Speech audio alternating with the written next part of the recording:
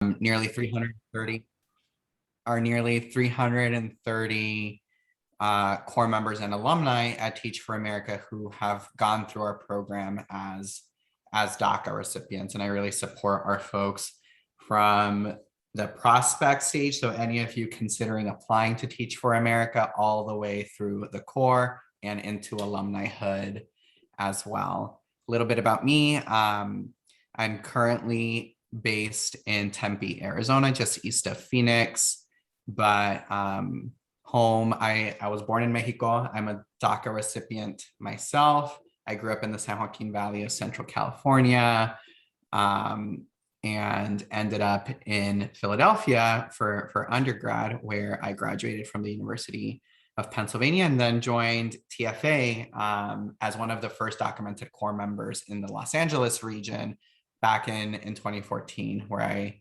had the opportunity to teach 6th and 7th grade math for 4 years before moving to Indiana, and then eventually to my wife's hometown of Phoenix, Arizona. But really excited to be here with all of you today. Justin, we can go ahead and go to the next slide. Today we'll be talking a bit about Teach for America, who we are, what we do, and look at it through the lens of the DACA initiative as well. You'll have the opportunity to hear from 3 incredible documented folks. We have a current core member at Teach for America, an alum of Teach for America, and an Ignite fellow. So excited for you all to hear from the 3 of them, and we'll talk a little bit about next steps afterward. So why does Teach for America exist? We're here today, and we exist as an organization because while we know that potential is equally distributed across lines of race and class, opportunity in this country is not.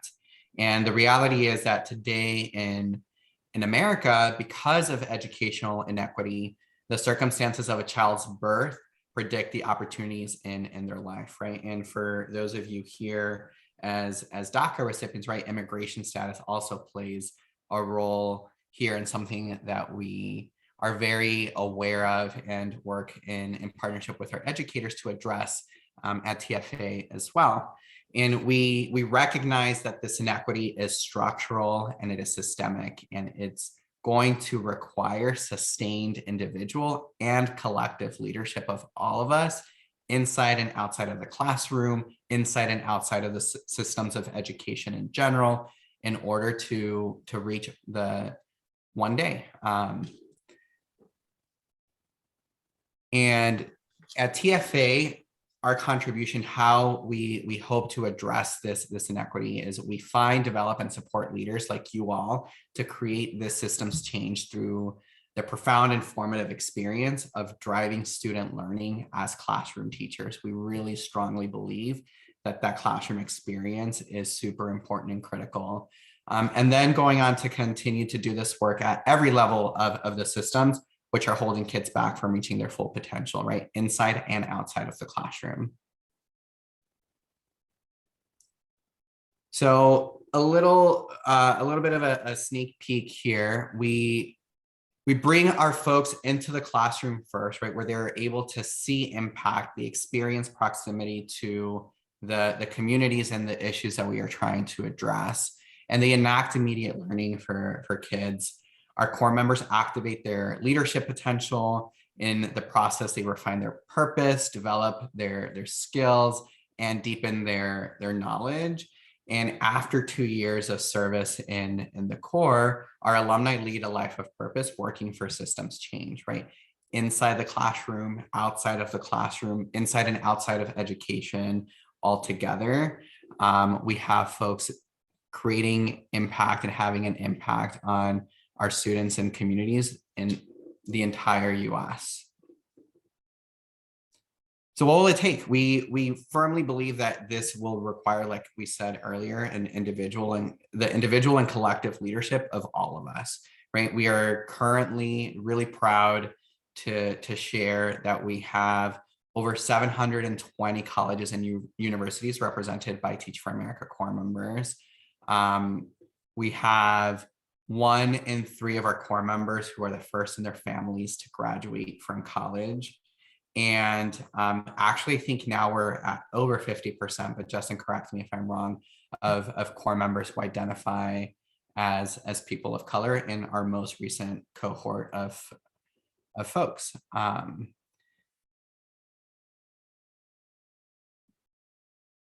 Within this now 60,000 plus community and network, our alumni, we have folks who 61 folks in the Forbes 30 under 30 list. We have folks in social entrepreneurship, elected government offices, in policy and advocacy work, school and system leaders, and a ton of veteran educators who continue to have an impact in the classroom every single day. And I'm really proud to say that in every single one of these categories, we also have some TFA DACA representation as well, which is really exciting.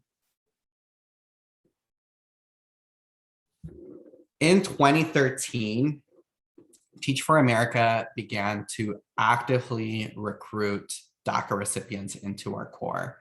We started with just 2 core members in the Colorado region in 2013 and have expanded. We've now placed folks in 26 of our regions at Teach for America over the course of the years, and now have a community of over 300 strong core members and alumni. One thing that I do want to emphasize here is the incredible diversity that exists in our TFA DACA community. We sometimes hear, or we often hear, the misconception that immigration is a Latinx issue. And I think it's really important to name and recognize that there are experiences outside of the Latinx experience within immigrant communities and the DACA communities as well, including our small but mighty TFA DACA community here at Teach for America. We have dozens of countries of origin represented in our TFA DACA community from just about every continent throughout the world. And I think that it is incredibly powerful that we are bringing those experiences and that diversity to classrooms across the country.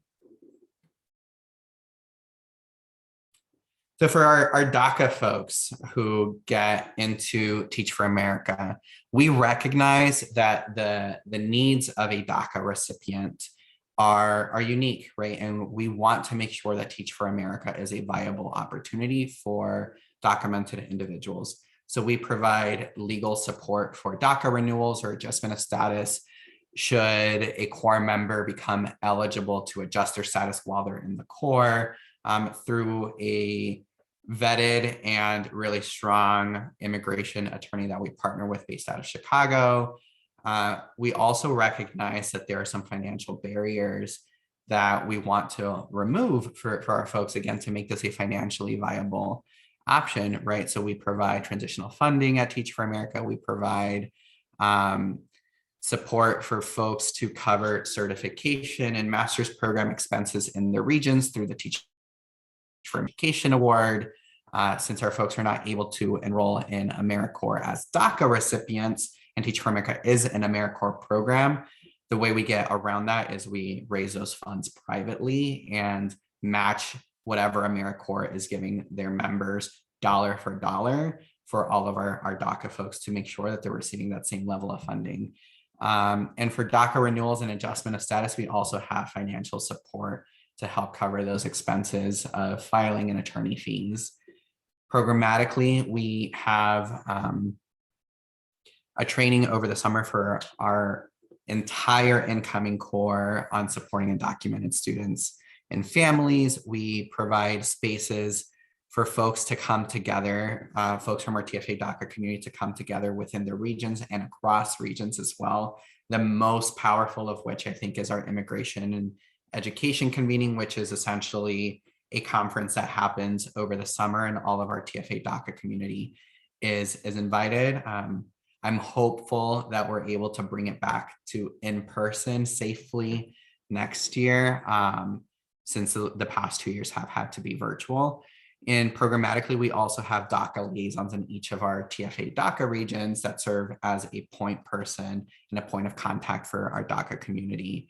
I won't dig too much into the advocacy piece here, but if you go to our website at Teach for America, you can see some of our reactions and responses to the federal landscape, some of our work around the Supreme Court case on DACA in 2019 and 2020 as well. And you can also see on our TFA.org website just so many examples of stories of impact from the Teach for America DACA community inside and outside of the classroom. Two really amazing experiences that I want to just very quickly highlight here. Being a classroom teacher through the core, the Teach for Core. So that's our 2-year program that you see on the right side of this slide here. And Tanya mentioned the Ignite Fellowship that we just launched nationally this year. And this fellowship, you'll hear a little bit more about.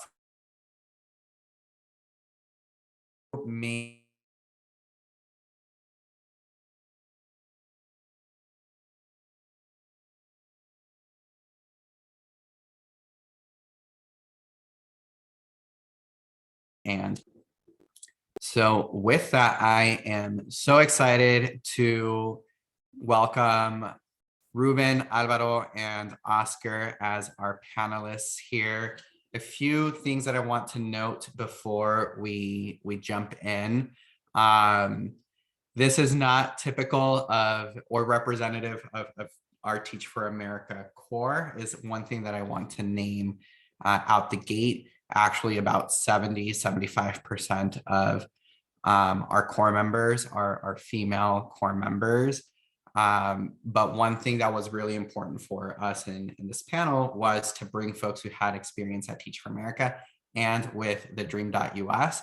So of the folks that we reached out to, and availability and capacity constraints taken into consideration, we have these 3 incredible folks, Ruben, Alvaro, and Oscar, who will be joining us to share a little bit about themselves and their experiences. So to kick us off, I would love for each of you 3 to just share a quick intro. Where'd you study? Where'd you go to college? And where are you, or what are you doing currently? If you were or are a TFA core member, please share that as well. And we can go in the order that we see on the screen. So Ruben, we can start with you. Hey folks, Ruben here. I'm 22 years old. I graduated from University of Central Florida last year in fall 2020. I graduated with a major in biomedical sciences, a minor in medical sociology, and also political science. I'm currently a FIU graduate student in biology. I'm also currently applying for medical school. I'm kind of in the end of that process now, so I'm excited about it because it's been a bit gruesome. But I'm also a Ignite Fellow, and I'll kind of tie in just what being an Ignite Fellow really has provided for me, and just also in my journey to, hopefully becoming a physician soon.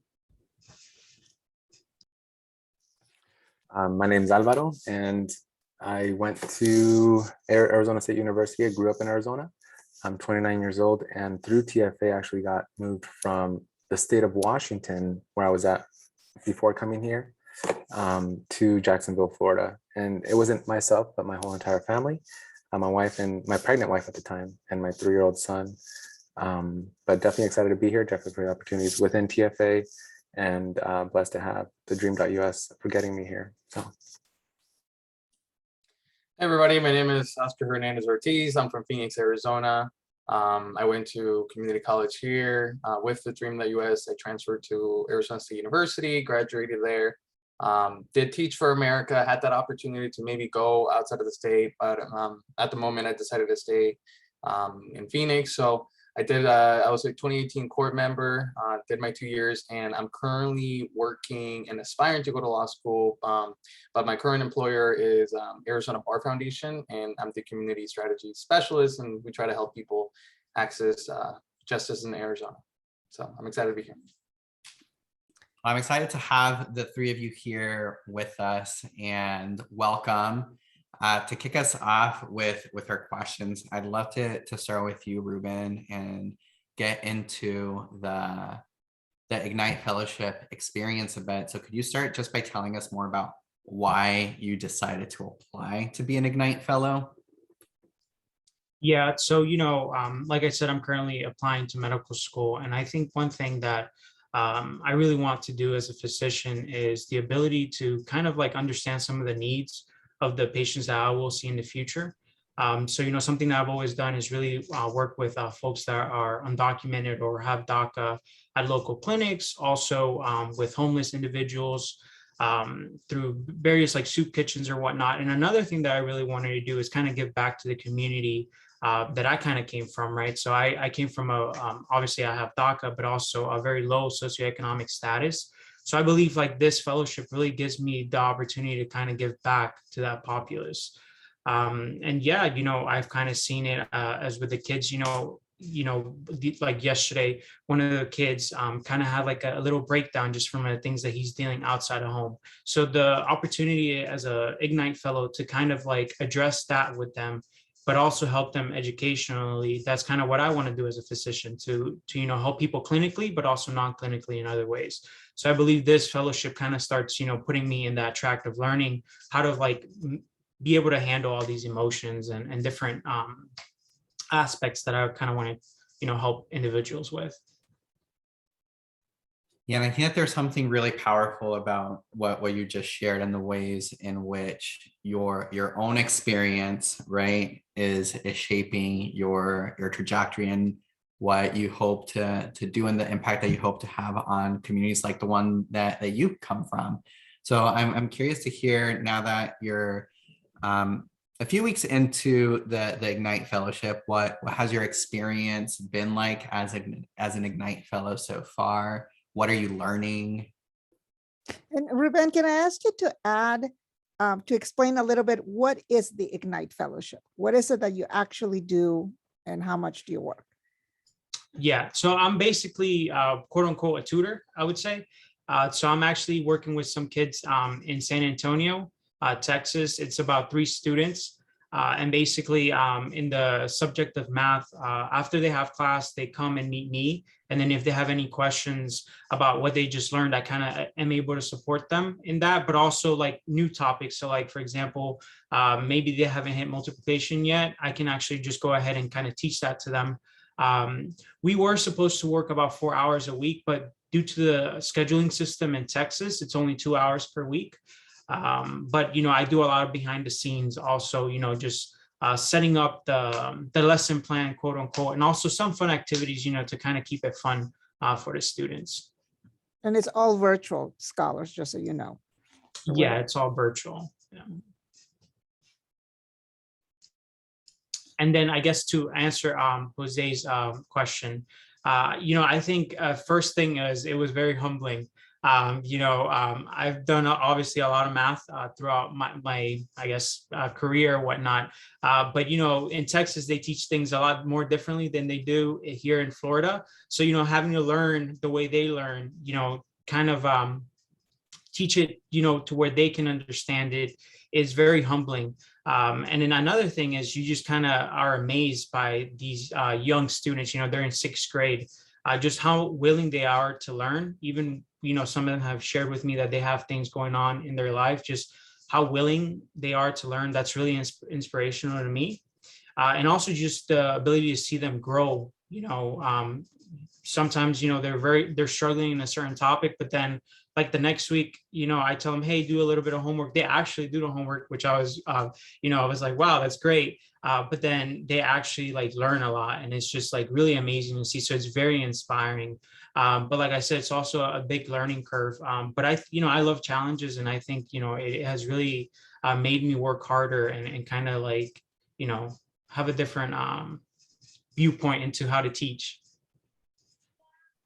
Yeah, no, thank you for sharing. And Justin is also going to, after the panel, dig into some of the other logistics and details of the Ignite Fellowship. But I'm, as a former math teacher, math holds a really special place in my heart as well. And I know just how important and how challenging it is as well, right? And kind of some of the associations that kids come into a math lesson with or a math classroom with.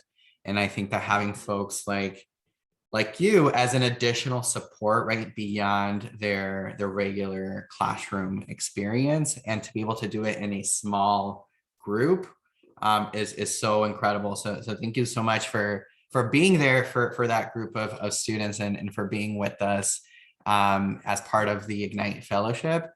I'm going to pivot now a little bit here to you, Alvaro, and Oscar. Oscar, we can start with you. I'm curious to hear from both of you a little bit about your why. Why did you apply to TFA? Yeah, man, my why, right? I think like when I take myself back to, I guess, 2018, yeah, when I was graduating, when I needed to decide like what am I gonna do next.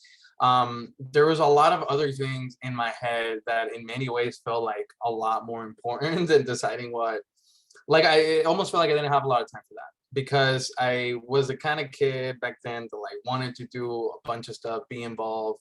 I was doing a lot of stuff in activism around immigration, started a undocumented group on campus with other DACA recipients. And back then, you know, we still had Trump. That's when like DACA was being so there was just a lot of things in my head, all of our heads. And I remember like even that time I wasn't able to really enjoy like the fact of like, okay, I need to figure out like what to do. And what really I think was impacting my decision a lot was I became very well burnt out, but also hopeless about immigration in many ways. Um, to the point where I felt like, oh, I obviously really passionate about immigration, but then all of a sudden it came to this realization of, I don't know if I want to do this as a career. You know, my degree was in public policy. I wasn't necessarily committing to immigration, but it was something that I was, you know, interested in. And then I was kind of left wondering, like, well, what other like things am I interested in? What other passions do I have? And you know, I kind of asked myself, like, what's my why? Why am I even doing this college stuff for? You know, and obviously I was thinking about my family, and I was thinking about all the things, all the lessons that we've learned through just being immigrants here in Arizona. And I think a lot of the times I also remember like, well, I also like value education because I learned that from them. And like I saw how much value they put into it by taking me to certain schools, or making sure like everything was accessible to me, like resources. So I just like know that education was, it had always been a home away from home. You know, like I remember as a kid, as much as like I try to deny it, like I know that like I when I was in the classroom, I was thinking like, oh, I think my dad might get stopped and get deported with like the raids that are happening. So like I know that like education and home and was a home away from home, and it was a type of shelter. And I've seen how like, you know, even through college, my life had improved just because of this access to higher education that I and many other people had to fight for. And you know, it was something that I'm like, I know our education system in Arizona is really bad, even outside of immigration. And it's something that I just, you know, with the lessons that I personally just saw in college, just all the income inequality and all this stuff, in, you know, in the United States, I just thought, why is our education system so terrible? Why is it that we have to just continue to allow it and like live in this society? All these kind of things. I had also just finished a internship at the state capitol where I was part of the education committee, and just some of the bills that were passing were just so useless, and it just felt like even our state politicians were just not taking it seriously. Um, Long story short, I knew TFA, I knew people in TFA. I saw that they were successful through the program. I had heard a lot of criticism about the program, but I decided that I wanted to join because it was something that I knew that I was going to be able to like be behind the cause, and that's something that's really important for me, to be passionate about the work that I do. And through, you know, not only the messaging that I kept hearing from TFA, but after talking to people, I knew that it was going to be a challenging decision to be like, okay, let me be a teacher, even though I've not practiced for this. But I for one know that I work sometimes better under pressure, under a challenge. And I knew that like to me, staying in Phoenix was an important decision as well. So I knew that for me, it was just a good decision because of all the things that I mentioned. You know, there's a lot of stuff I could say about TFA, about staying in Phoenix, But realistically, I'm really happy about doing the program. I feel like I grew immensely from it. And like just walking away from it, maybe I'm still not an educator, but I know that I'm gonna be continuing to do education related work for the rest of my life. Hopefully here in the US. So Awesome. Thank you, Oscar. Your story is definitely moving, especially with all the work that you're doing outside of TFA. It is my first year as a core member. I'm only a couple of months in, and it's been interesting. But my why, where did it begin?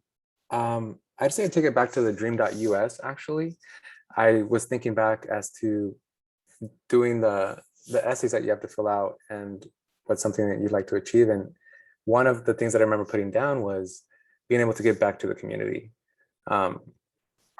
And it's my last year of college.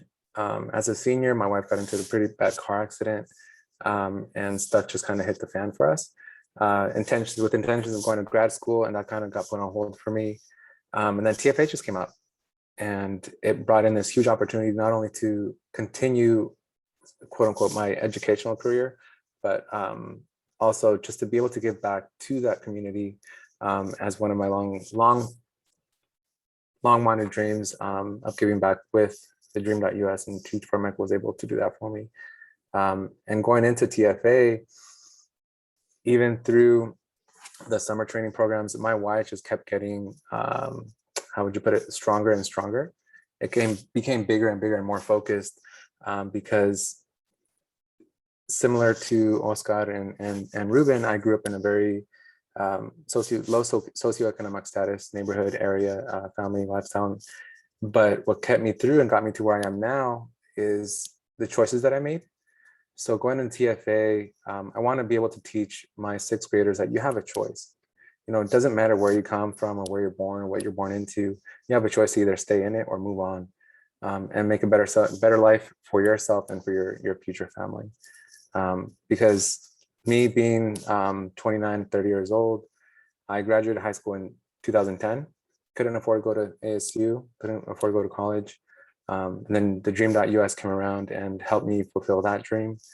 And it was because of the decisions that I made, thanks to my parents, of, you know, work hard, stay focused, and stay out of trouble, that helped me get through all that and opened up a great opportunity for that full ride that TheDream.Us granted me. But yeah, going into TFA, I want to be able to teach my kids that you have a choice.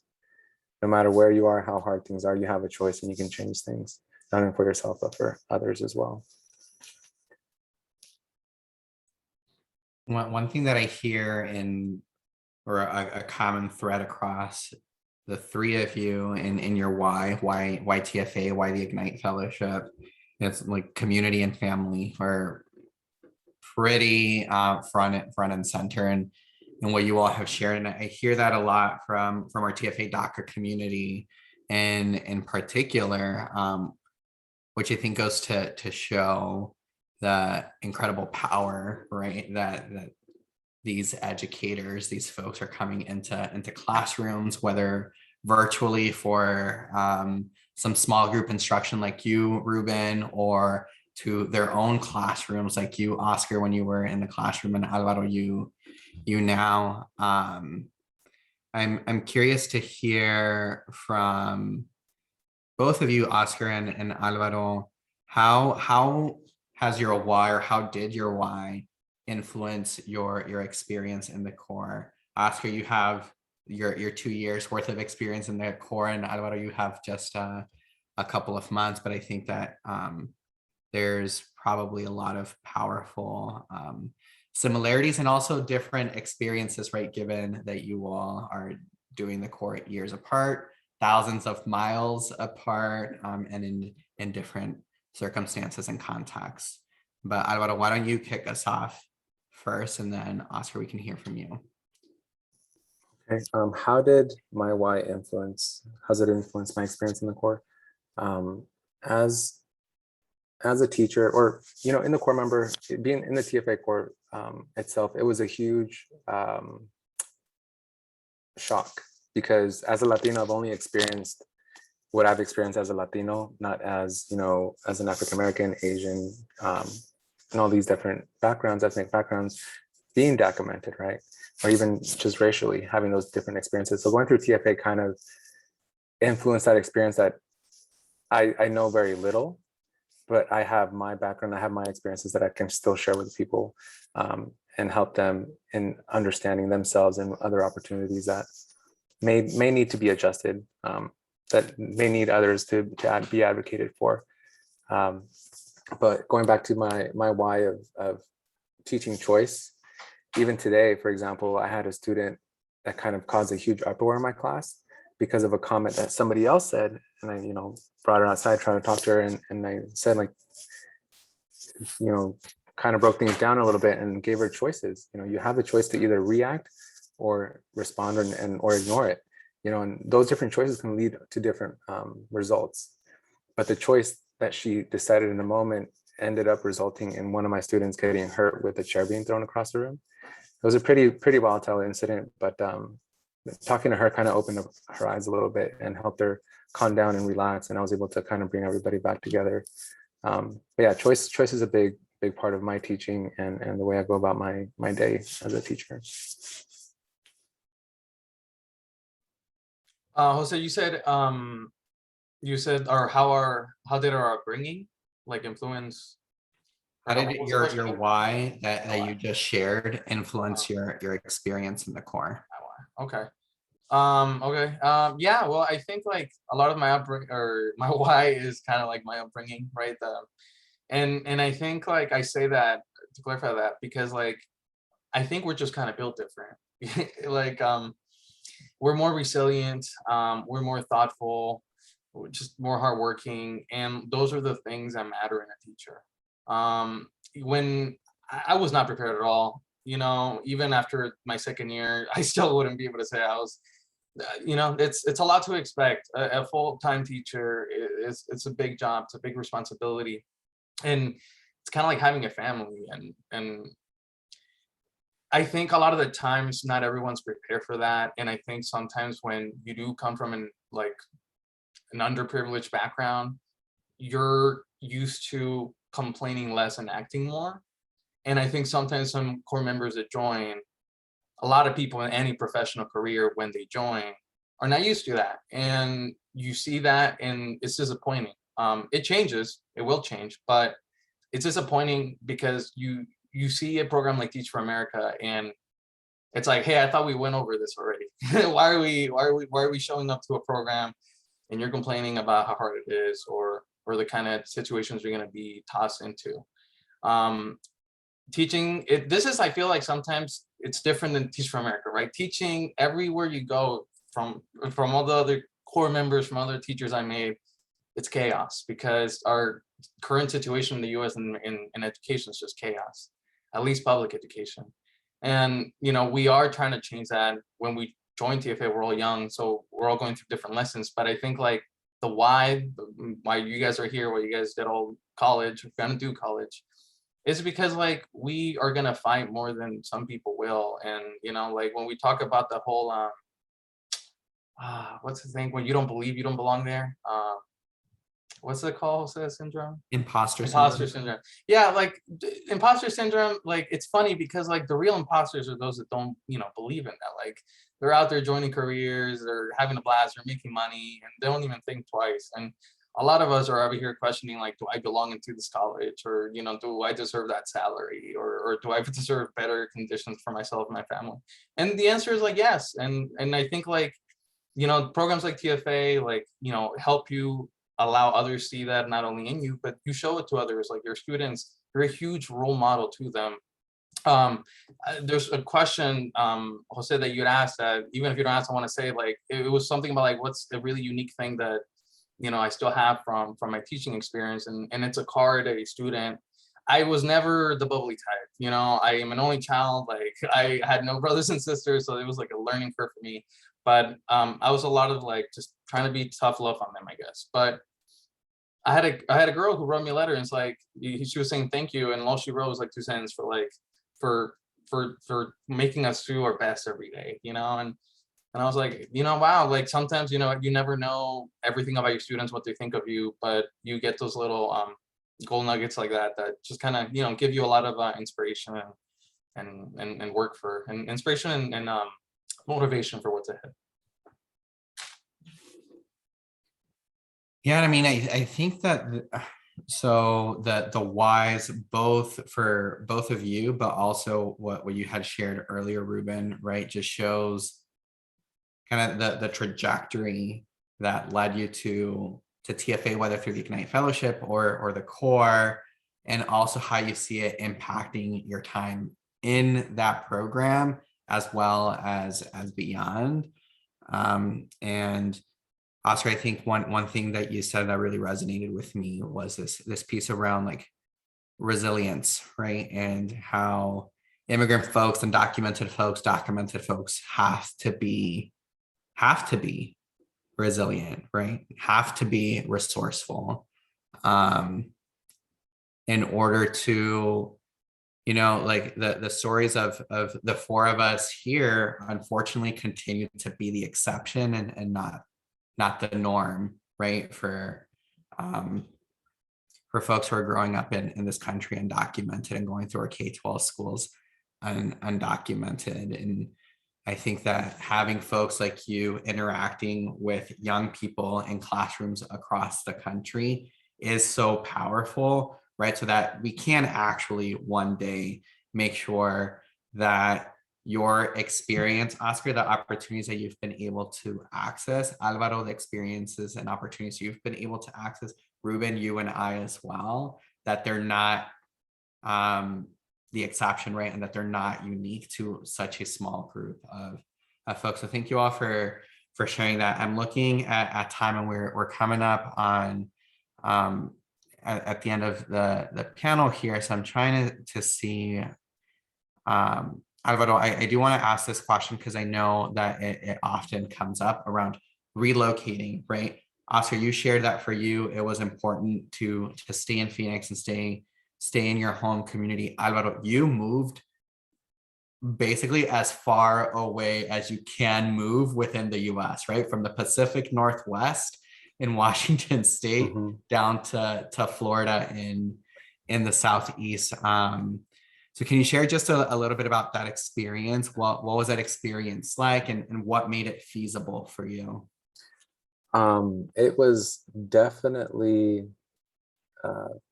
anxious for sure. But what made it feasible was the TFA community and just reaching out. The biggest thing with relocating or even during your membership is reach out. If you need it, if you have a need, definitely communicate, definitely ask, definitely reach out to either your admin team, support team, whoever it is, and they'll find a way to help you out.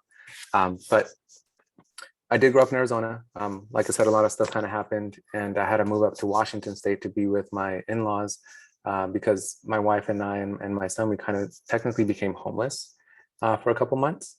So we went up there for them to help us out in the interim. And when that was when I had gotten accepted into TFA, and TFA was a huge help. They gave us that grant and then also a small loan to help the transition. But from there, I drove down to Arizona, worked with my dad for a couple of weeks, trying to earn some extra cash. And from there, I moved everything from Arizona all the way to here, to Florida, Jacksonville, Florida. And even getting here, they were advocating and trying to find apartments. Like I said, if you need help, reach out and they'll do what they can. But going through my training, I had some of my leadership team here looking for apartments for me and finding something that was affordable for myself and something that could meet the needs of my wife, who had just had surgery, who's 7 months pregnant. And just, trying to find everything that I needed to make me feel welcomed and helped and appreciated and needed here, because, you are needed as a teacher, as a core member, and you're definitely appreciated for what you're doing and what you're going to be doing. So they try to help you out as much as they possibly can. But TFA definitely came through for me. Thank you for sharing that. And actually, I'm going to piggyback off of your response there to pose the last question to you, Ruben. and Oscar. Alvaro, you just shared some advice for folks, right, who might be considering TFA. Although I would say that the advice that you shared around advocating for yourself and expressing your needs, right, regardless of whether you join Teach for America or not, is important advice to take with you wherever you go. But Oscar and Ruben, to close us out here, and then I'll pass it over to Justin. I would love for you all to also share one thing that you want to leave the folks that are here with us today, or the folks who will watch the recording later, whether that's a piece of advice or an example of a support that has been really helpful to you as a documented individual who is part of the Teach for America family. And Ruben, let's start with you, and then Oscar, you can close us out. Yeah, so I think the number one thing, like Alvaro said, is just really ask for help. This is my first time ever teaching. I've been a teaching assistant at the college level, but teaching students, from 6 years, a completely different experience. And then just ask for help. I mean, for this internship, you have resources at the national level, but also at the locally with a teacher. So that's really cool. Because like I said, you're going to be stuck in many moments where you're like, oh, I don't know what to do. But it's okay for you to do that, and just ask for help. For example, like they give you all the resources for you to be able to do a lecture, but also you can kind of mix and match, just from what you're seeing working with the kids, like what works with them and what doesn't work, right? And another thing is you're going to feel like very welcomed and loved. I mean, all the kids, like they're excited just to see me, I always share my screen, and, they see my background, that I have all these games downloaded or whatnot. And they're just grateful to be able to talk to me about video games. Halloween just passed, so they all shared with me their costumes or whatnot. So little things like that, it makes you feel like, wow, just this like hour of being with them really changes like their life. They have a tutor, a teacher, but also a friend in you. And then lastly, I mean, just for me, going through college or whatnot, I didn't work. I volunteered at a research lab. I did a lot of clinical internships, and a lot of them were unpaid. So I think the opportunity to kind of advance your career with this internship, and the fact that it's paid, is very rewarding. I mean, you're getting paid really to really change the lives of students. Like, what's better than that? And it's virtual, so you can do it, from your home. I know some of you might not want to relocate or whatnot, even though Alvaro made it very sound very great. But just overall, I think it's a really great opportunity. So just know it's going to be challenging, but that there's people there to support you. And I think it's a lot more pros than there are cons to the whole internship. Yeah. What I would say from as in the perspective of someone who did their 2 years and decided to seek other opportunities, I would say, like, don't be afraid to do something that you want. You're not 100% sure, like, if am I going to be a good educator, how am I going to be with kids. Teaching is a lot of fun. It is a very fulfilling career. It is a career that you'll soon realize how powerful it is, how amazing you can turn it into be. It shows you how much of a leader you can be. It's great. But a lot of the times, like, people are like, well, I don't want to like do TFA if I like already know I'm going to leave after 2 years.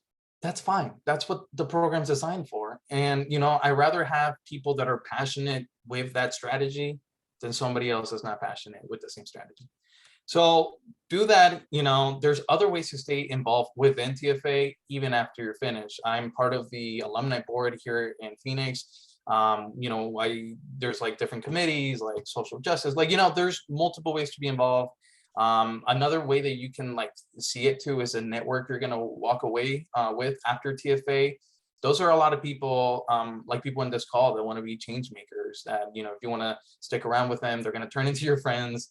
And I think my class, my core member, my cohort, I think like 60 stayed teaching 40 went to other careers. One of my friends was a teacher. He taught next to me. Literally, we shared a wall. Now he's in law school. You know, there's other people who just did nonprofits. Other people stayed in education, like teaching, but then even went to like back to their home state or to other states. So there's a lot of opportunities that are going to come, you know, during TFA and after. And I know this is one of the hardest, most challenging decisions you're going to have to make, but you know, it's going to be something that I feel like you're going to do well if you choose TFA.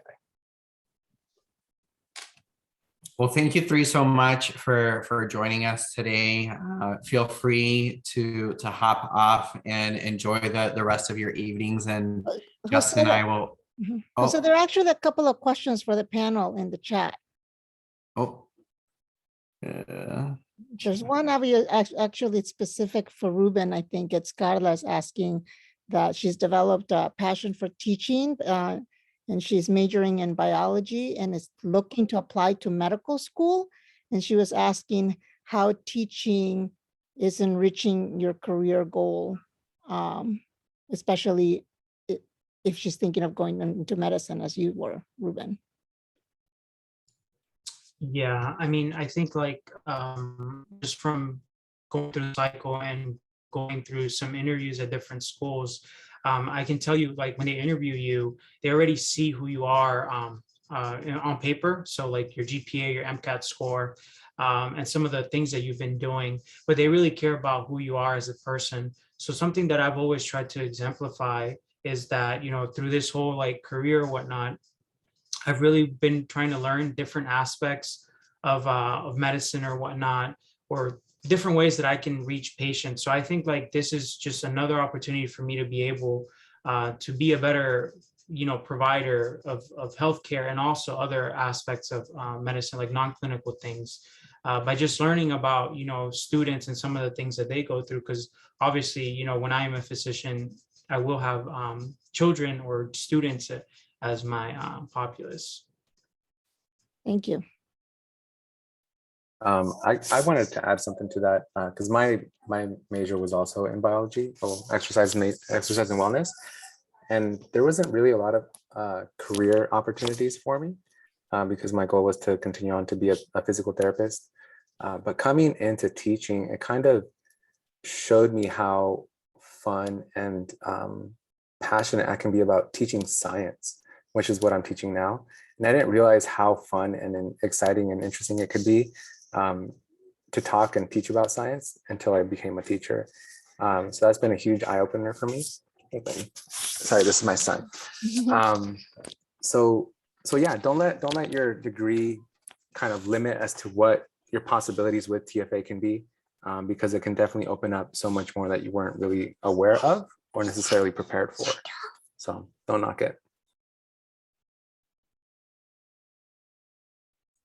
Yeah, well, thank you both for sharing that as well. And Alvaro, just really quickly, can you share what you teach in Jacksonville, what grade level and what subject? Oh, yes. I am a 6th grade middle school just science teacher. And it's been difficult because they're transitioning, you know, they're down at the bottom of the food chain again. Yeah. But it's a lot of fun, especially when you get that one student who's asking all the very advanced questions, especially for that grade level, or just asking just random questions that you didn't even think of. And it's like, how are these kids thinking of this stuff, you know? But you have to come back and you tell them, you know, I'll find that out for you, you know? But it's definitely exciting to be around my 6th graders, and it's not always the best, but you know, you find those little moments that keep you coming back because they're definitely worth a while. Yeah, well, thanks again for sharing that experience with us, and thank you, Ruben, for joining us. Have a great rest of your evening. Justin, I'm going to kick it over to you to voice over a little bit of the Ignite Fellowship. Thanks, Jose. And we got a really great preview about the Ignite Fellowship from Ruben. So Ruben, thank you for starting us off there. I wanted to just iron out some of the details of what the Ignite Fellowship is. And hi, everyone, I'm Justin. I work with Jose at Teach for America on partnerships work. I'm really grateful to be here with TheDream.Us. And so Ruben is essentially a fellow in one of our classrooms, and You teach about 3 to 4 students, as he was mentioning, and you get paid a $1,200 stipend.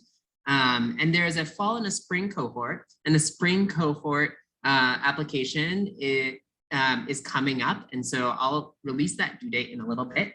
And I also wanted to make sure that you could follow along in the chat with the slides because I posted those earlier and you'll be able to see all of this information that I'll zoom through in the last few minutes. And this is a fully virtual experience as well as an opportunity across the country, which means that if you're wanting to teach on the East Coast and teach early in the morning, on the West Coast, then you could make that work. Or if you're on the West Coast and you want to be teaching in the evening because of your class schedule, it can be really flexible. So that's a little bit about the Ignite Fellowship as a whole. And I think the only thing that I'll really want to voice over on top of what I just said was the application details. It's an online application. You can use this QR code to link directly to the application where you're asked about your academic history, your leadership work experience, and your resume, what you would prefer to teach and your subject and grade level, and then a few written short answers and a recorded video that you submit. Should take maybe around 2 to 3 hours, but that'll really all depend on how much you want to take on this application. So please review the slide deck that I put into the chat for the other about the Ignite Fellowship. And I'm going to pass it over to Jose to talk a little bit about the application process for being a core member. Or Jose, should I just keep going? Go for it, Justin, you got it. I'm going to just close us out here. So really, there's that other experience of being a Teach for America core member that Alvaro is currently experiencing and that Oscar talked about earlier. This is also an initial online application.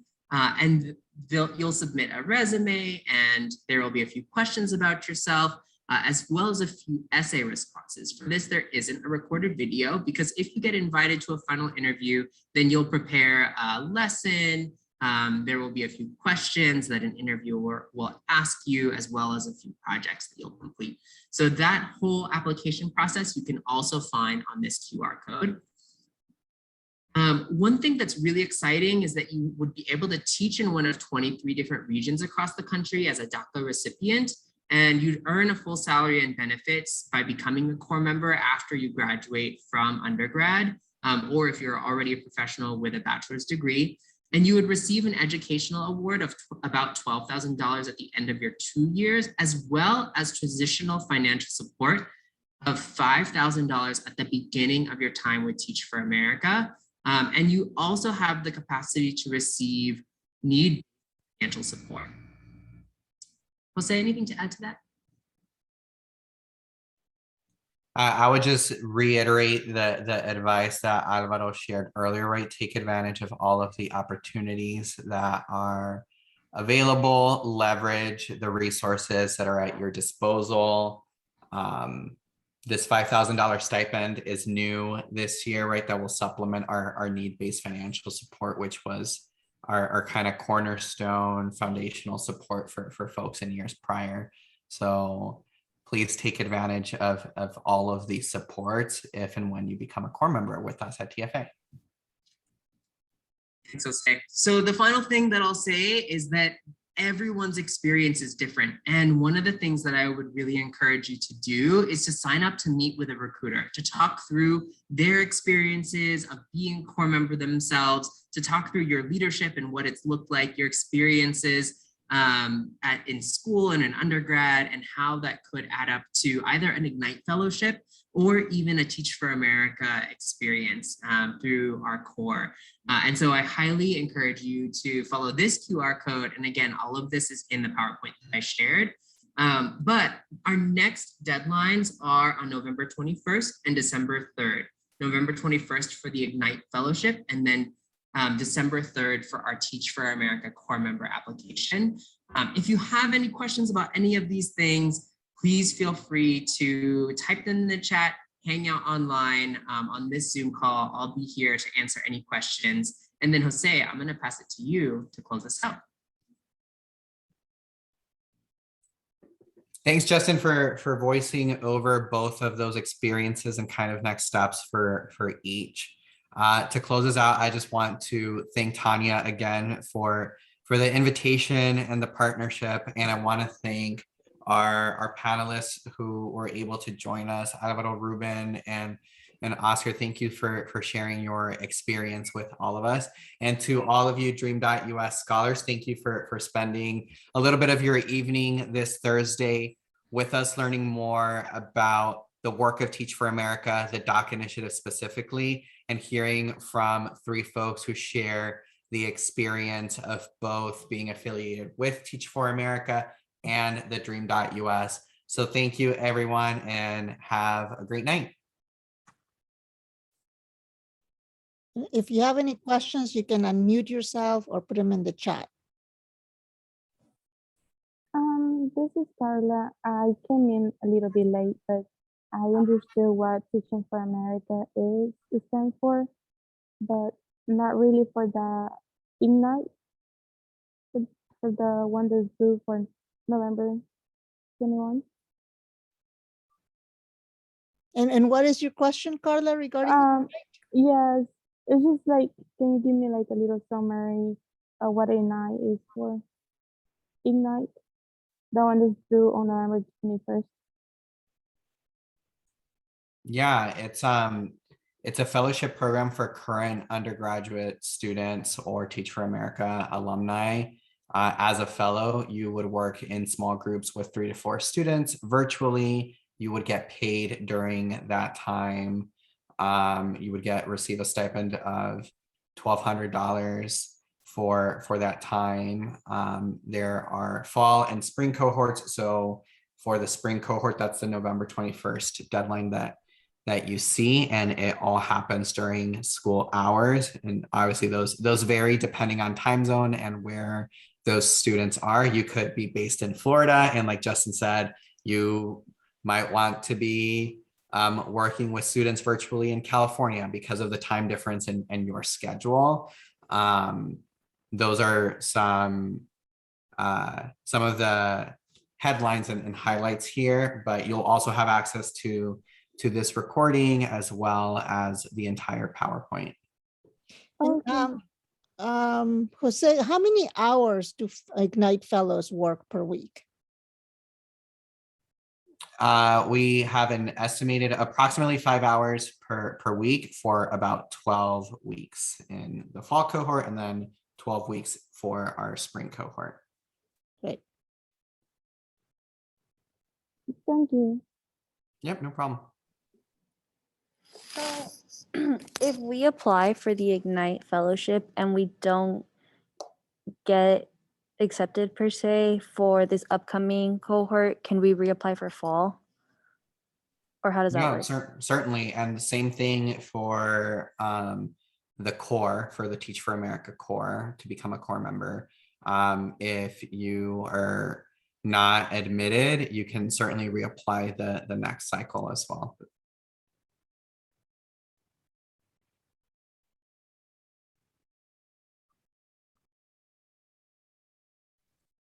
Ruth Sanchez, do you have a question? Hi, yes, I have a question. Well, first, I do want to thank you all for, for the honesty. I have to say, I can relate to everyone. It was very comforting to know that, despite one way or another, you're not alone. And I just wanted to say thank you very, very much. I mean it. My question is, in regards to the fellow, I graduated, I got my undergrad 2018, but due to personal health issues, I couldn't continue. My question is there a time gap specifically, or let's say something like something that it's doesn't allow you to join? Like, for example, it has to be within a year that you graduated, or you have to be have a background. If you have your bachelor's, you have to have some kind of education background, something like that. Can you just clarify? Yeah, that's a great question. And that's one of the slides for the next check. So really quickly, on the screen are the Ignite Fellowship application requirements. You do have to be a current undergraduate or graduate student to qualify for this internship. And then some of the other requirements you can see listed, including a minimum 2.5 GPA, citizenship, permanent residency, or TAPA status, And then here are some of the other qualifications as well as things that we're looking for in Ignite Fellows. So I'm sorry to interrupt. So the question is where it says current undergraduate or graduate students. For example, if I got my bachelor's, they'll be considered graduate or undergraduate? Undergraduate. Undergraduate, but even though I graduate, still undergraduate. So to qualify for the teaching program, that means I would have to be attending a graduate school program? To qualify for the Ignite Fellowship, you would need to currently be a student. Okay, and for the Teach for America? You would need to have a bachelor's degree by May of 2022. Okay, but if you already had one, so it doesn't count, or just before? And you can apply or be a professional. So that would mean that you would identify as a professional applicant of Teach for America, the core member application, not the Ignite Fellowship. Gotcha. Okay, thank you very much.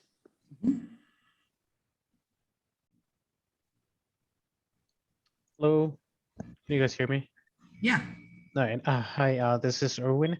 I just wanted to see if maybe anybody could give me like an idea on what exactly is it that they're asking for, like when they're when they tell you that you need to do like a lecture before, like for the interview and things like that. I can answer that question. So in all of the directions, if you move through the first round of interviews for Teach for America, the core member application, you'll be sent directions to do a sample lesson. The sample lesson will be a 5-minute mini lesson where you'll prepare a lesson directed towards a specific grade level and subject. And those directions will be really clear when you receive that next part of the application. It's not necessarily a mini lecture. It could be, but it could be a lesson on teaching homophones or teaching a math piece of content. So it can really vary, and it's based off of what you're most comfortable with. Really, we're wanting to see what it would potentially look like if you were to teach in a classroom. And in that 5-minute mini lesson, you're giving that lesson virtually to a Teach for America representative via Zoom, essentially. Aaron, did that answer your question? Yes, it did. Thank you. Great.